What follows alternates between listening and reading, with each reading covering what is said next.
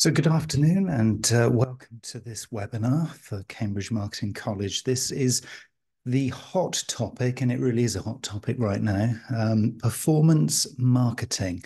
Now, those two words for me really should be intrinsically linked, because if we're doing marketing that is not performing, should we really be doing the marketing?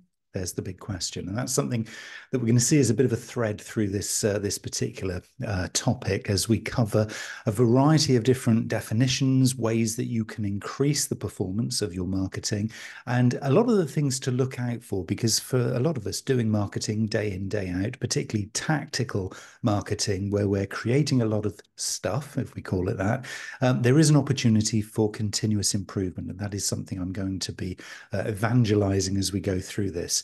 I'm very interested to know your thoughts as we go through this, because you can use the chat facility to ask me any questions, and I'm happy to do a deeper dive into any of the topics as we go. So please do interrupt and ask them. I'm not going to stop at the end and say, right, Q&A now. So we'll actually cover off any questions as we go. So if there's anything you disagree with, anything that you agree with, or if you've got a better way of doing it, then please do interrupt in the chat. So I'm going to leave the chat open, available to me, so that I can see any questions that come through.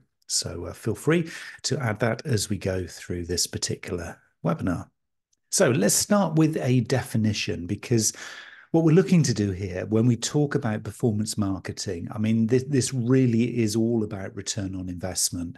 When we talk about performance, yes, you can talk about increasing the reach of your communications. Yes, you can talk about engagement, but optimally, really what we're after here, if we're being really, really honest, is making sure that marketing is delivering a return on the investment in itself. So as we spend money, as we spend time, as we devote attention from our organizations and our businesses into this thing we call marketing, we want to see a return. Now, the beautiful thing about being in what we might term the digital age is that everything, absolutely everything, bar nothing, is measurable. So what we're going to look at here in this webinar is that we're going to go into what we might term the nitty-gritty of performance marketing. So we're going to start to look at things like tracking and optimization. We're going to hopefully maximize the ROI. But if this is something that is kind of new to you, what I would say, and this is something I'd love you to remember after this particular session, is that performance marketing is simply, and it really is just simply, marketing driven by results. So if we're doing marketing where we don't have the evidence for the value we're bringing, stop, review, analyze, evaluate, and do it better next time. If we're doing marketing where we think, we could actually do this a little bit better, then there's an opportunity for continuous improvement. If we're doing stuff that isn't aligned, if we're a commercial organization and we're doing stuff that isn't aligned with the sales initiatives and the campaigns and the stuff the sales team are doing outside of the business, then this isn't performance marketing, because we need to align with them. So literally everything that we do needs to play back to being really open and honest with ourselves, be us marketers at a strategic level where we're planning, all the way through to content delivery experts who are specialists in creating and delivering the messages out to the audiences. We need to be performance driven. So I'm going to just keep saying this phrase: performance marketing is simply marketing driven by results. And if you take that as a conclusion here, what we're going to do now is kind of work backwards to see the opportunities in the things that you're doing for improving the performance of your marketing. So we're going to look at where you can find results that you can then analyze, you can get insights from, and you can draw intelligence so that you know that the things you're going to do next time are going to be maybe subtly improved, or maybe it's just an evolution of what you're doing. But ultimately, it is improvement. So that's what we're after. Performance marketing is marketing driven by results. So I'm going to go steadily through a number of different areas where you might be able to identify some of the areas where you can increase the performance of your marketing. So let's kind of begin with the basics. Let's look at the foundations and the basic principles of really what we mean when we say performance marketing. So really what we're looking at here is prioritization. We're looking at efficiencies. We're looking at cost effectiveness. We're looking at measurability. We're looking at accountability. all of the reasons why we would be doing it in the first place, all of the things that we'd say, well, yeah, obviously. And then we just carry on doing what we're doing. So this is being really honest. This is holding the mirror up to ourselves and saying, actually, are we as cost effective as we could be? Could we get tighter? Are we as efficient as we might be? Or are there improvements we could make? Are we actually measuring all the right stuff? Are we taking accountability for the results and delivering those on a consistent basis to the organization? David Ogilvy, the godfather of advertising, said in performance marketing, every penny spent can be tracked to its result, making it the most accountable form of advertising. So it is kind of there and has been at the root of everything that we do. You can track anything that you want to.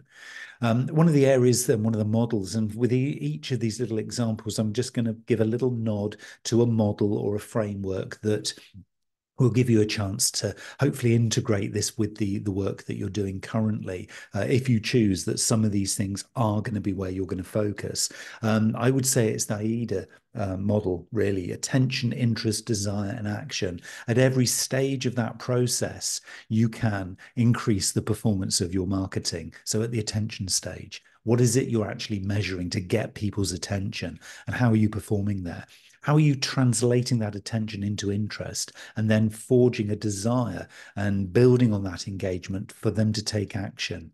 At some point in that process, improvements can be made. So if you're measuring and monitoring all that stuff, the attention, interest, desire, and action, you stand a chance of being able to identify where the bottlenecks are, where the improvements could be made to improve your ROI. It's a really nice example from Airbnb, who have used performance marketing strategies like these to focus in on user-generated content and referral programs. And these in themselves have resulted in significant customer growth. So what they're saying is that actually, if you really hone in here on the things that are important, in other words, user-generated content, testimonials, referrals, advocacy, that kind of thing, and then referral programs where you make the most of that attention, and then you measure how that attention translates into actual sales, then that's where you can see your growth. So just sitting back and thinking, hey, I'm doing a bunch of marketing and yeah, we're growing as a business, aren't we clever, is not enough. You need to be joining the dots. You need to be finding out where that growth is coming from. And that's what Airbnb have done. So it introduces the idea that some of these channels that we're using possibly are where we can see our performance marketing happening. So channels could be paid for, so pay-per-click, for example, PPC. You might be doing some affiliate marketing. You might be doing some social media advertising, or maybe email channels are still in play with you. And this is interesting because if you're plotting, and the model for this one is to really understand your customer journey map. So plot out for your customer the journey that you're taking them on, from those initial touch points, the early channels in their journey, all the way through to them becoming lifelong advocates of yours as an organization, really trusting in your brand. The question is, why? How did you get that level of intimacy in the relationship with them? Why did they buy into you? Why did they purchase the product? What was the journey that they took? Which channels affected that journey? Which channels produced the biggest throughput of people just like them coming through on a consistent journey?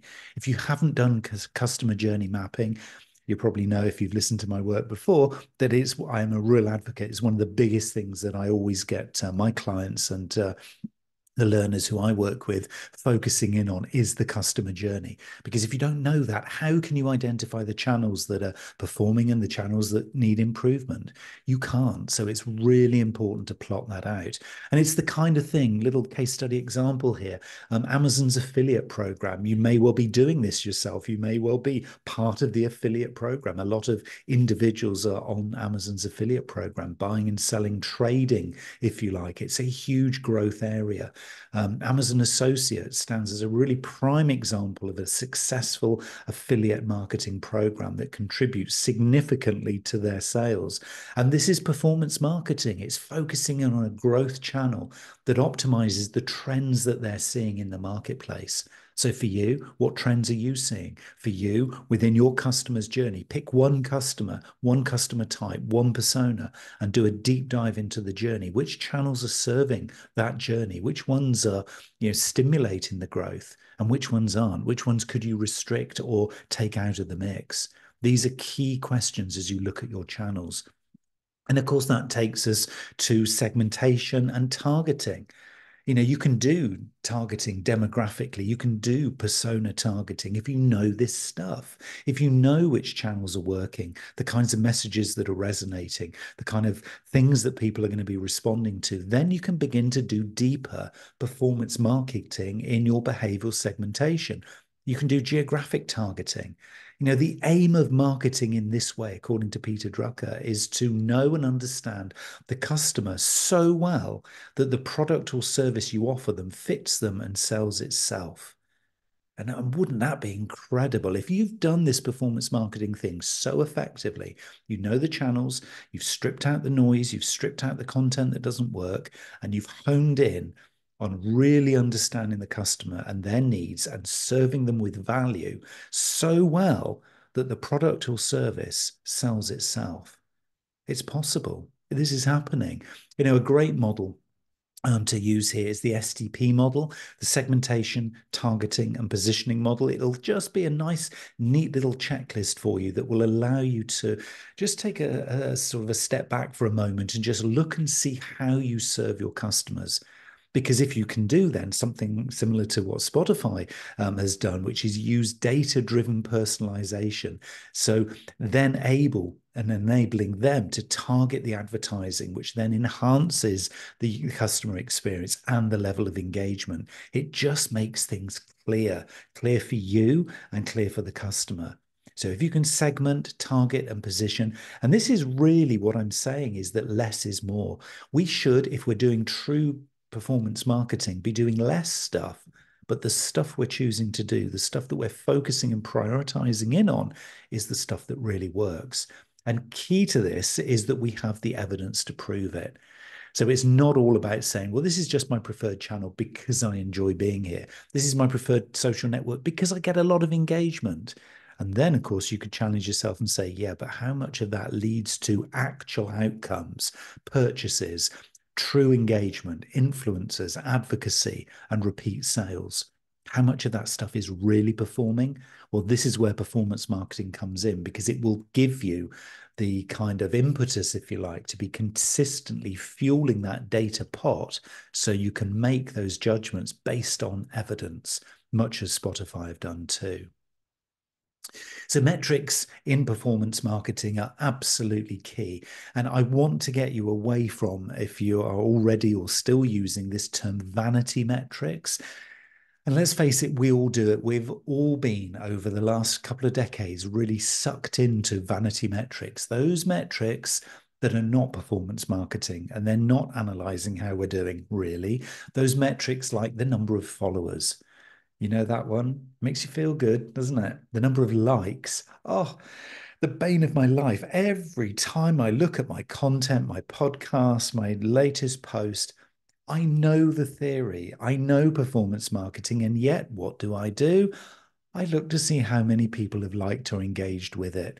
This is not performance marketing. So in performance marketing, we're looking at key metrics. We're looking at what you might term KPIs, key performance indicators. These are the things like click-through rate, conversion rate, cost per acquisition, the things that are actually meaningful from a commercial perspective.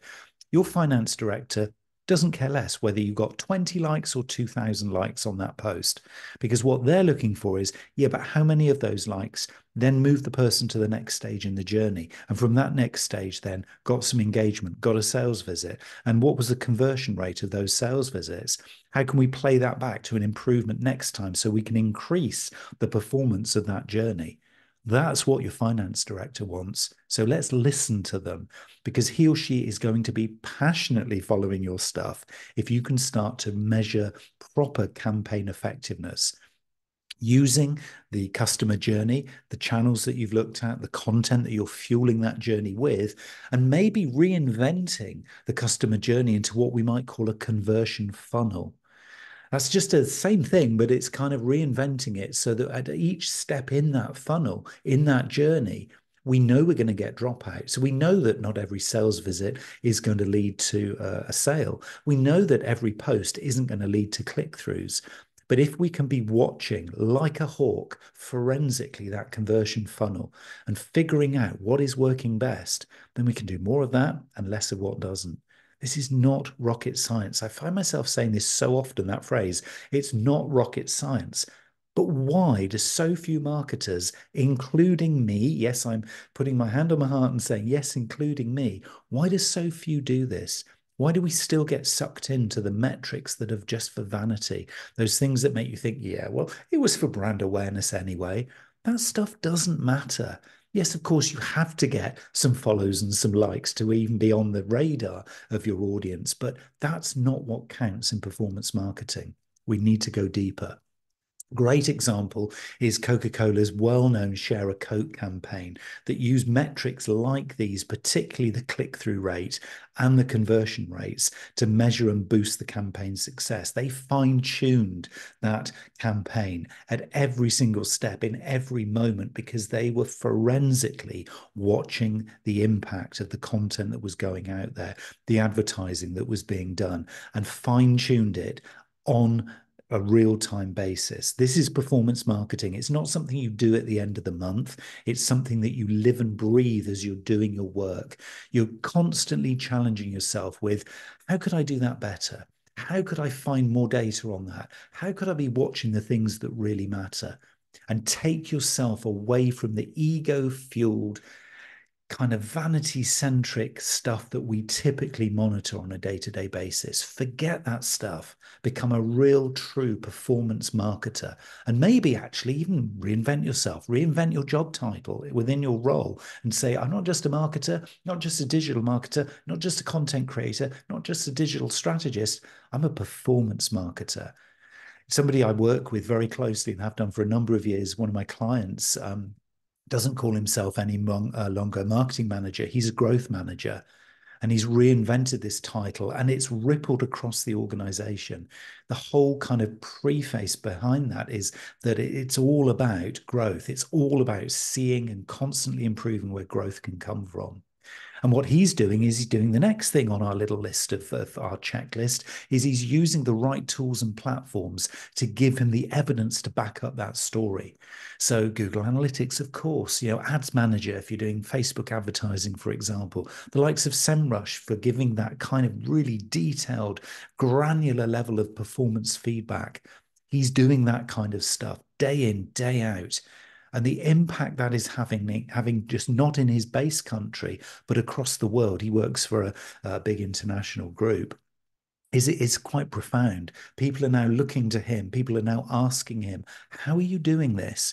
And of course, he keeps his cards close to his chest, but he will share the process that he's doing. And it's just this reinvention of the word growth, which of course you could substitute for performance if you want to, or any other word that resonates.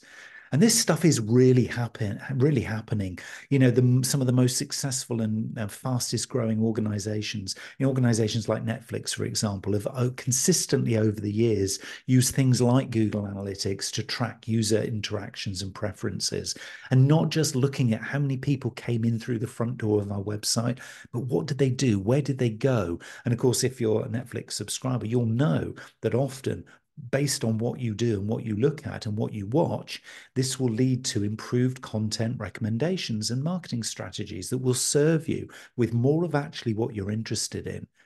So you can actually take the perspective of the customer, go and sit in their shoes and look through their lens for a moment at what you're putting out there as a marketer. And if it's not resonating at the Amazon, at the Netflix kind of level in terms of that intimacy that you have, then there's work to be done. It's exciting times, but I'm really fascinated when I look and hear, key examples of individuals who are doing this stuff and seeing profound changes, not only in their performance and what they're doing for their own brands and businesses, but also how they're perceived by others in and around the organizations.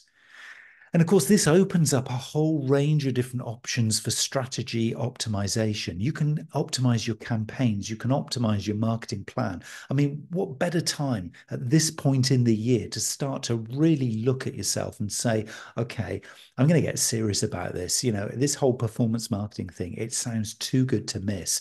I'm going to start to do more optimization. So, more things like split or A/B testing. I'm going to refine my audiences. I'm going to adjust the creative based on the responses we see. I'm not going to be a lazy, complacent marketer. I'm not going to just create a campaign, roll it out there, and report the results and think, yeah, aren't I clever? I do marketing.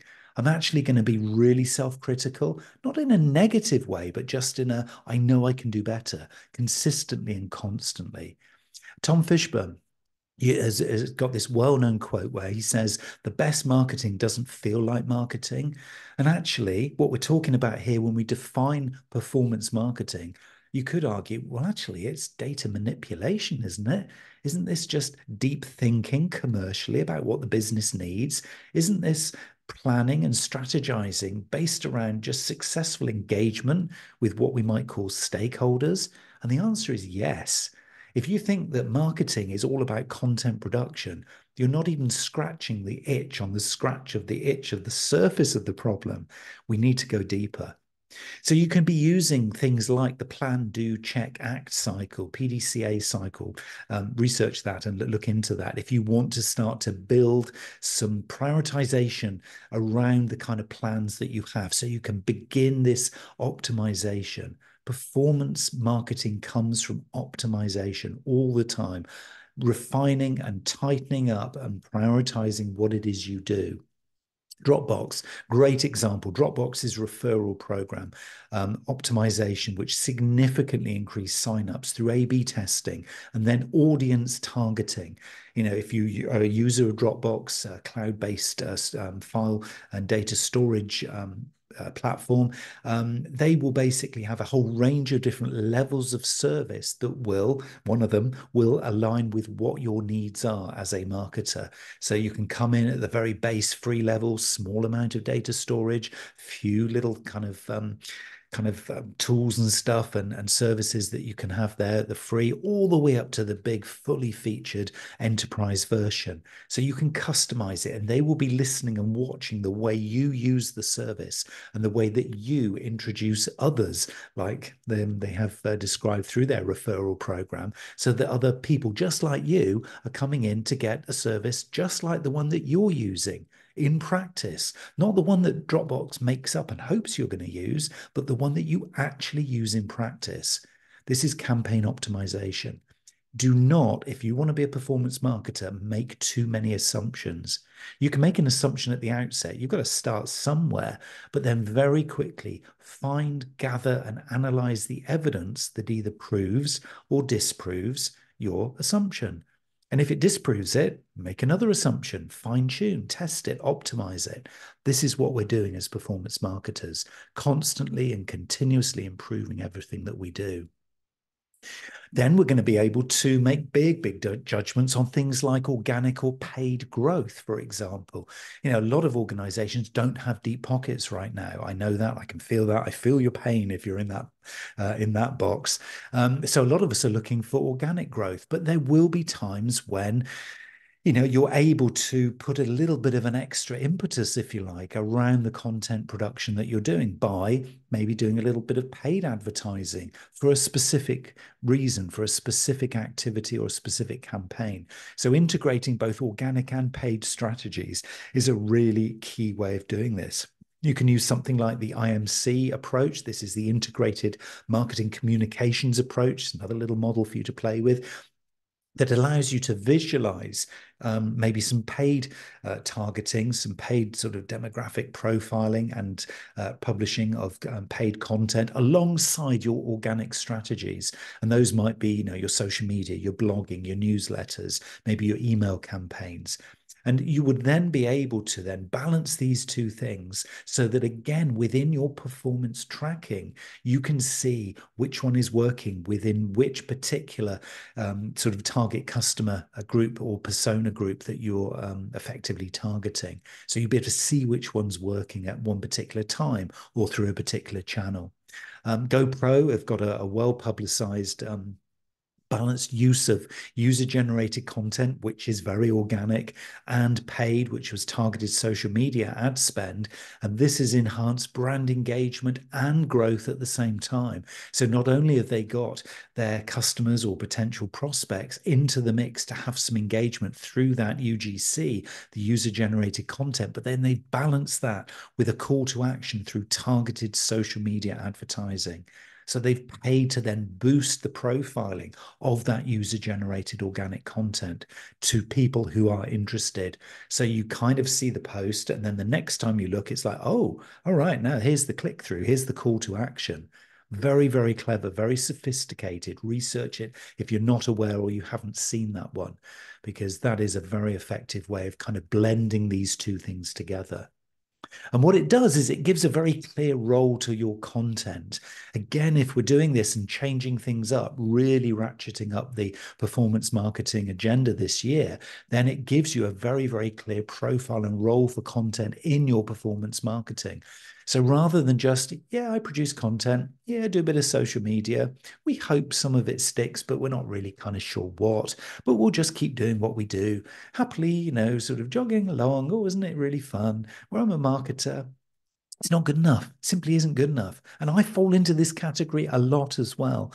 I've got a lot of content that I produce with my webinars and with my podcasts. A lot of the time, I'm not then thinking, and again, I really am looking in the mirror here as I talk to you about this. I'm not always then thinking about, okay, how can I stimulate with this content some more engagement? What is it I can do to be there as part of the conversation? If I'm doing a live broadcast or something like that, how can I stimulate the call to action to get people to click through to, coming on the course, or, parting with some cash to get on the program, that kind of thing. Because that in itself will support the search engine optimization. The algorithms love this stuff. It's really, really interesting as you do this. You need to be creating a content marketing matrix, something that balances the different channels with the different kinds of content, both paid and organic, that you're putting out there, so that you can see when something actually hits the ground and really works. When you get more engagement on a particular post, you need to know why. You need to know how then you're going to use that moment in time. And it is a moment in time. You've got to be there to see it and use it. You can't look back in the month's time and think, oh, there was a big spike of activity there. Wonder what happened. Let's go back and see. Oh, they've all gone. That was 3 weeks ago. Oh, okay. They're looking at something else now because there's a billion pieces of data have gone down through their timeline since. Okay, they're not really coming back, are they? The moment is gone. So the role of content in performance management is to be there in real time with relevant content, attracting and converting the leads that come through. HubSpot, you'll know that I always talk about HubSpot. If you've listened to any of my other webinars, you'll know that there's always a good HubSpot example. I'm not incentivized by them, I hasten to add. But HubSpot inbound marketing strategy is a really, really interesting one. There are articles about this. You can read about them, but they leverage high quality, relevant content. They really do. They publish white papers, they publish guides, they publish, infographics, a whole bunch of stuff. And this is to attract and convert leads. Yes, it's there really helpful to you, but at some point, you will mention HubSpot. At some point, you will think of HubSpot, and then they are there on your radar, ready to convert you.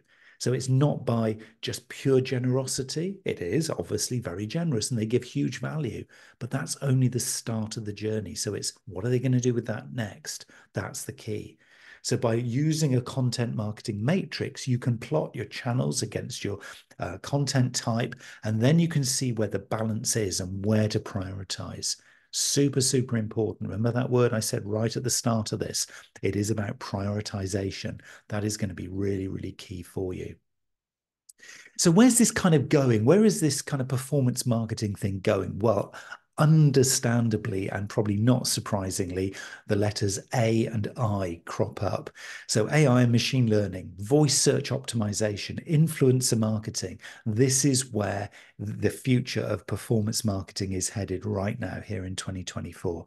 Gary Vaynerchuk, if you don't follow Gary V, you really must. One of the most influential community building, content heavy influencers within our space in marketing.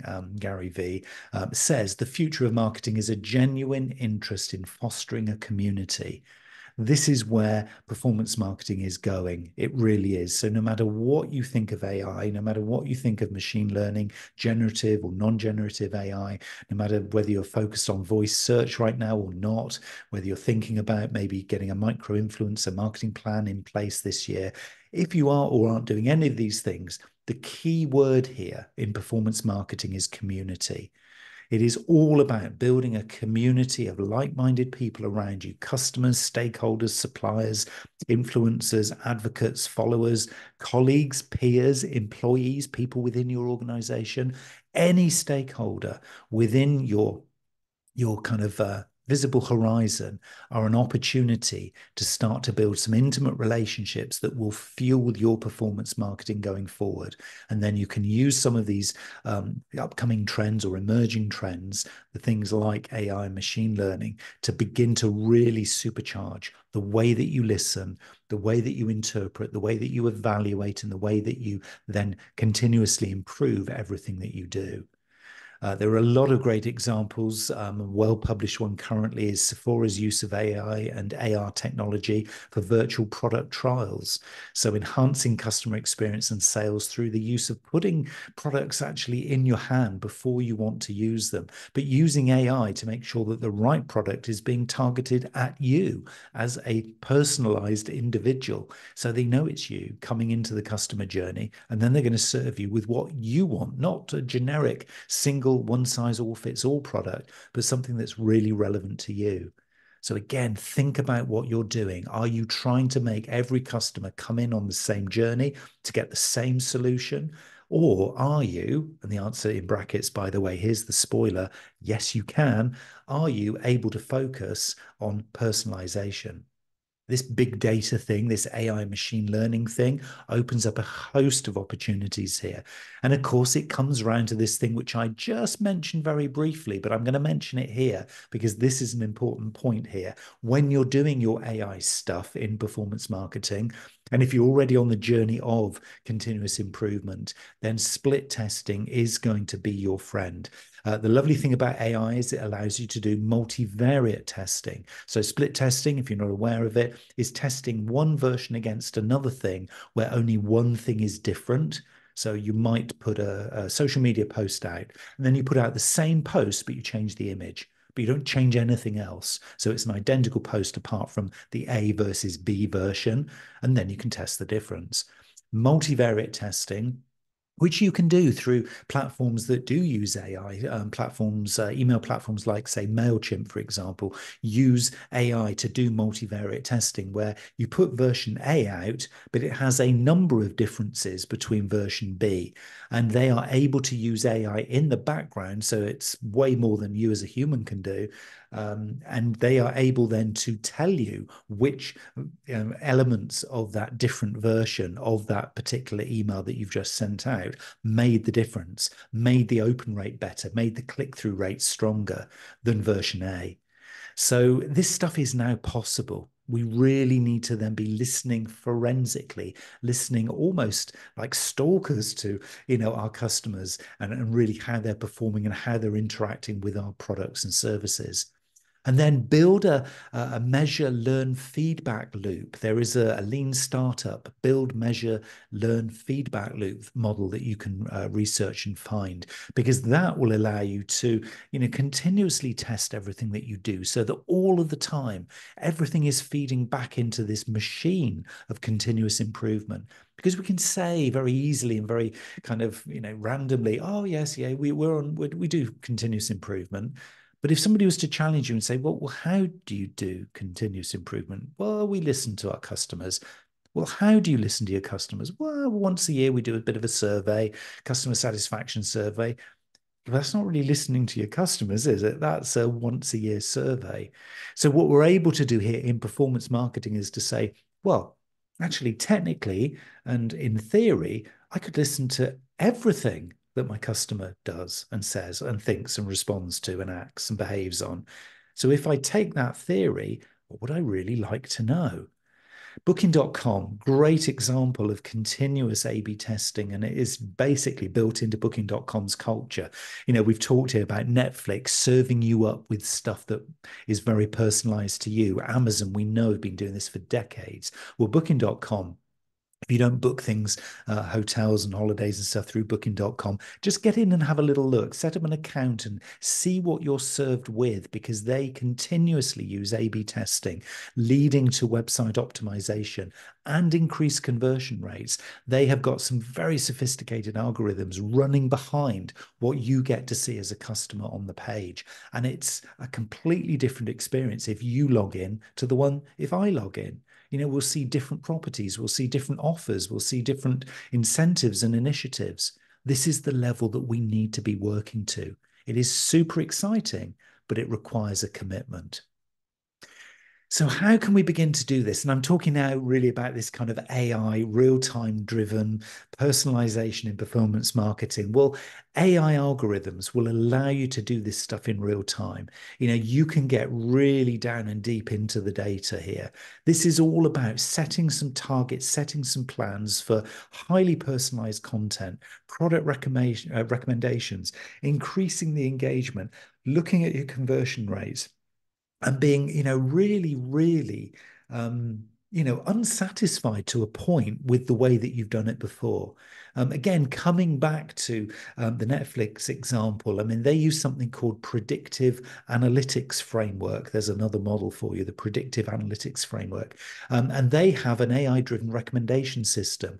In real time, they'll be analyzing over 80 million user profiles in real time, and then they'll personalize content suggestions.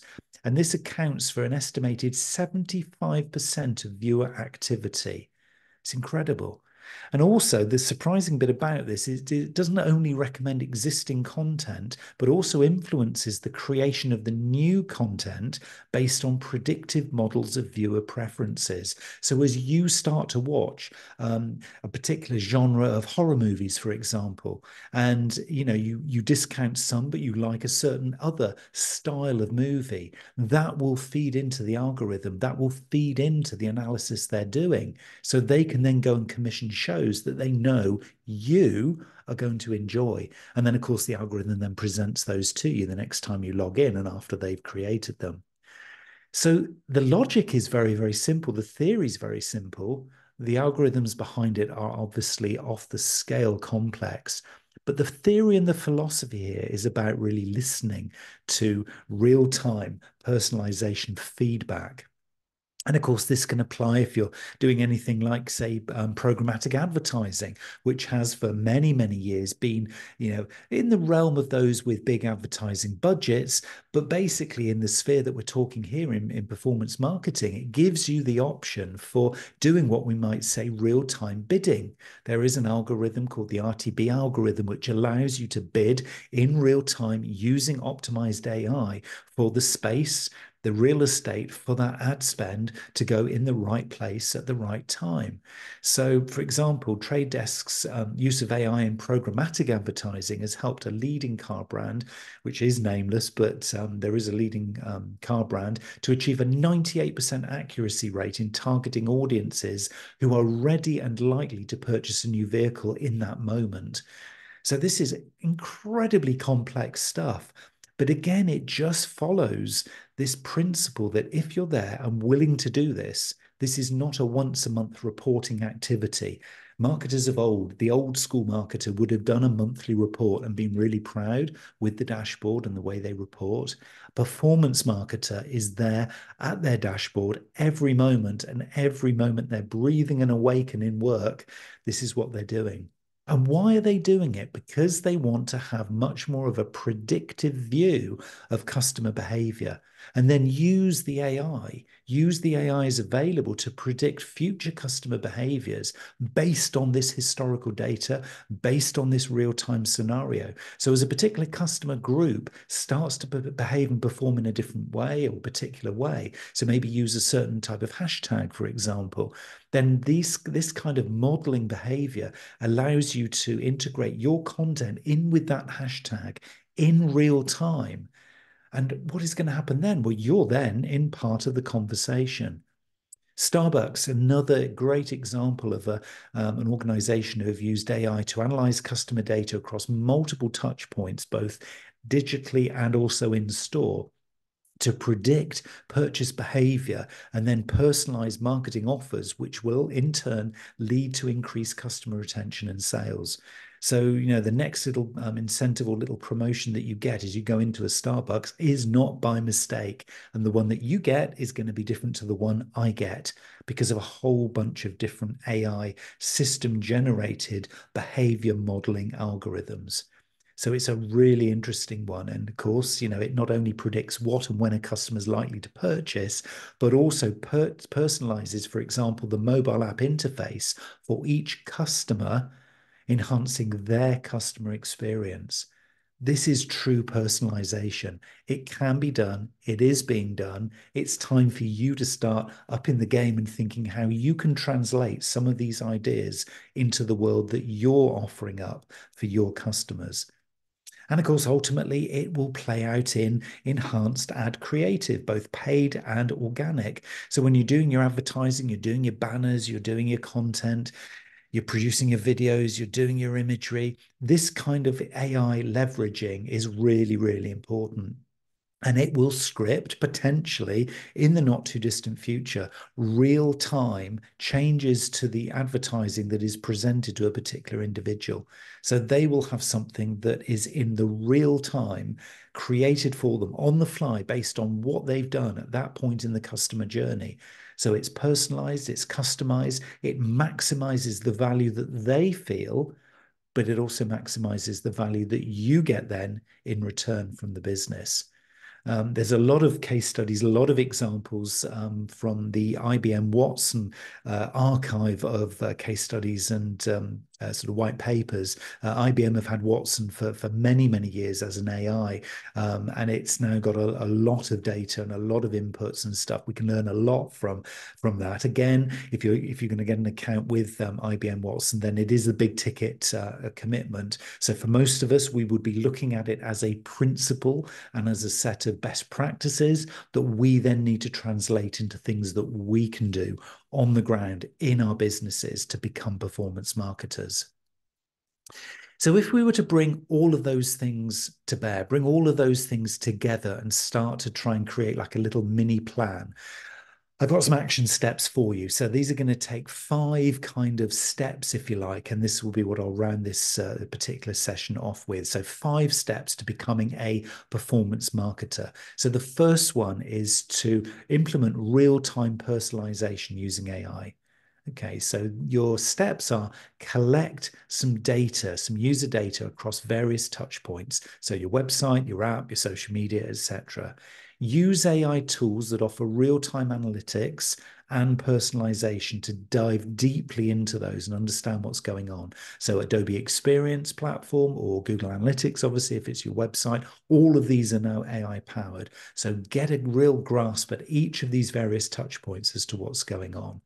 Then you can test and learn. So you can continuously test different content, personalization strategies and tactics, and then learn from the interactions and what happens to refine your approach. So this just gets you started, because then you can continuously optimize. So you can use those AI insights to continuously update and personalize the content and ensure, obviously, then it resonates with your individual customer preferences. So what we're meaning here is, of course, select 1 or 2 customer personas, or if you're a B2B and you've got big ticket sales is what you're marketing, then you might want to select one friendly customer and run them through this process and see how it works.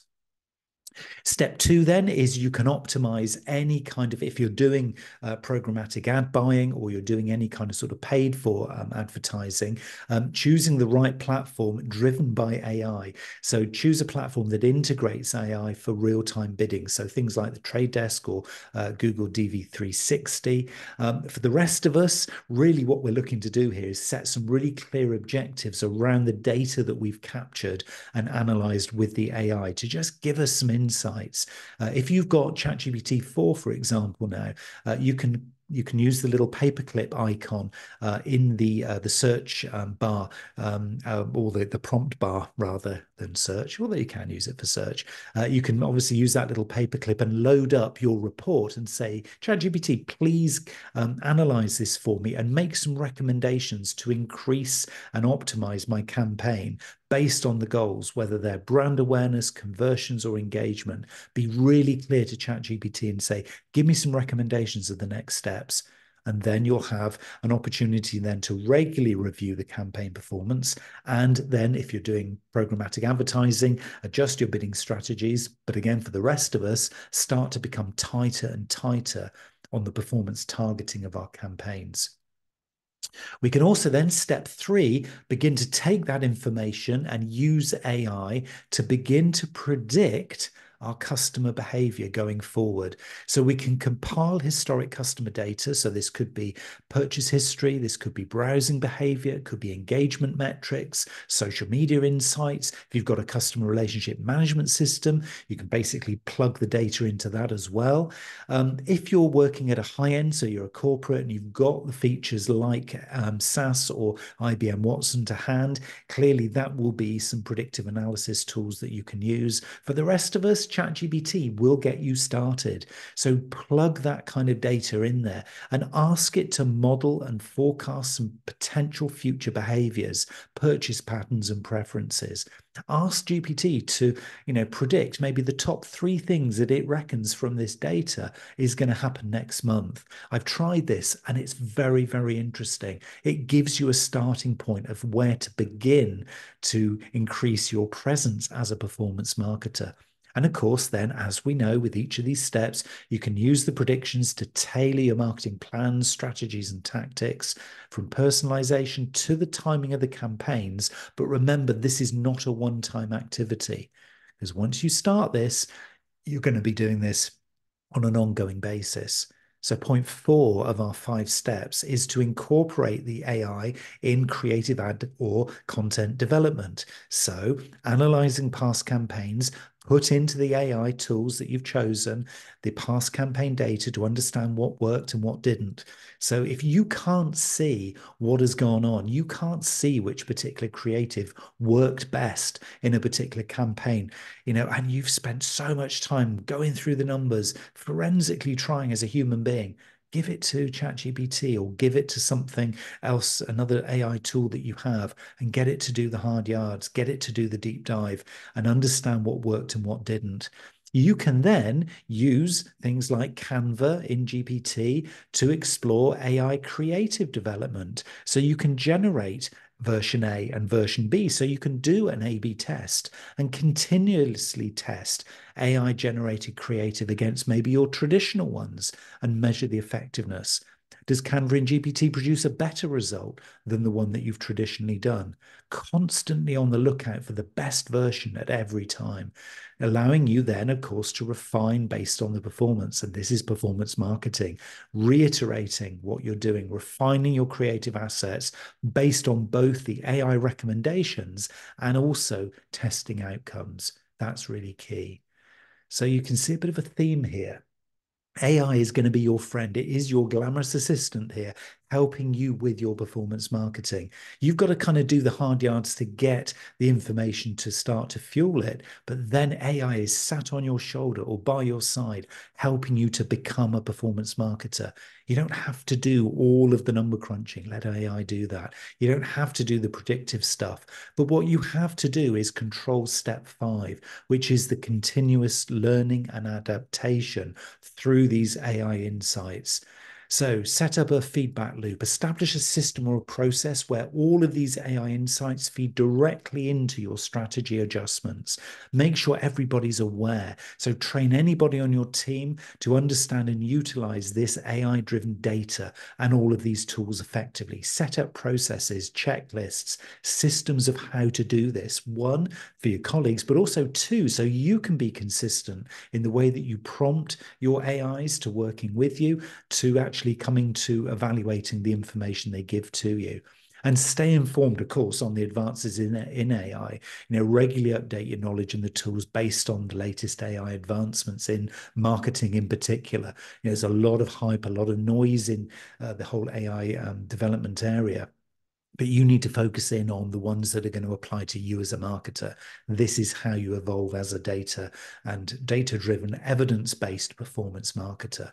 And then, of course, you can use these insights, these AI-driven insights, to adapt and evolve your marketing strategies to ensure that you and they remain effective and relevant at every step in your journey of sharing this best practice, of evangelizing the value of marketing to the organization.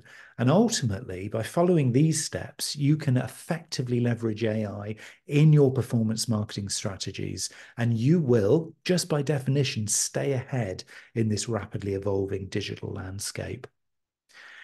So it is a big journey. I've shared with you a lot of stuff over the last 50 minutes or so. There's a lot of things to think about, a lot of steps in the process, but hopefully some of those things you are going to be able to implement and begin to think about today. As I say, today, right here, listening to this and sharing this with you, it's a great time of the year to start to maybe challenge what you've created as a plan for this coming year. And maybe, if you're listening to this on catch up in the middle of the year, it's a great thing to start to maybe think forward and think about future plans and the way that you might want to construct them.